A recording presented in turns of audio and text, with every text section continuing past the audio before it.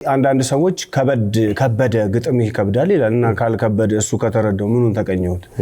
ገብቷል እና ራሱ ከብዶት የገለባ የሆነ ነገር ለመስራት አረቀለል አድርጎ አንተ ነው የከበደ ገብቷል። ስለዚህ ኢትዮጵያ ምሁራኖች አሏት፣ የበሰሉ ሰዎች አሏት፣ ሊቃውንቶች አሏት፣ የአማርኛ ጥበብ ያላቸው ተራቃቂ ሰዎች ሳይንቲስቶችም ጭምር ስለሆኑ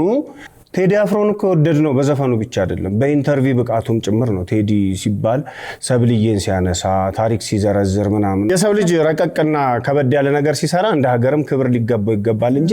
አንተ ስላልገባ አረሉ ሊያንስ ግጥምሽ ከባድ ነው እኔ የሚታየውን ኑሮ ነው በግጥም ማረጋው ገብቷል። ያመካኙ ርጩ መዛጅ ልምጩ አቀሳሰረች በማዳፈጥ ባህራ ያሻት ለማናወጥ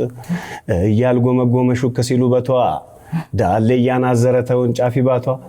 የምታስደገድግ ግርማ ይሏት ጦር ስንቱ ዓለሙን ቃኝ በሷ መነጽር ቀን ሲያንደረድራት ከሰኞ እስከ እሑድ ቆንጅናዋን ይዞ ጊዜ ሲራመድ ሹመኛው ሲያሟሻት ሲያበሳት ነጋዴ መለየት ተሳናት ማሽላና ስንዴ እያቆላመጣት ባለ ክራባቱ ደረጃ ቢያወጣት ከሌት ሰገነቱ ጉም የሚታከከው አማራት ያራ ስጋ ያጣፈጦት በተራ እናት ይዋካሊ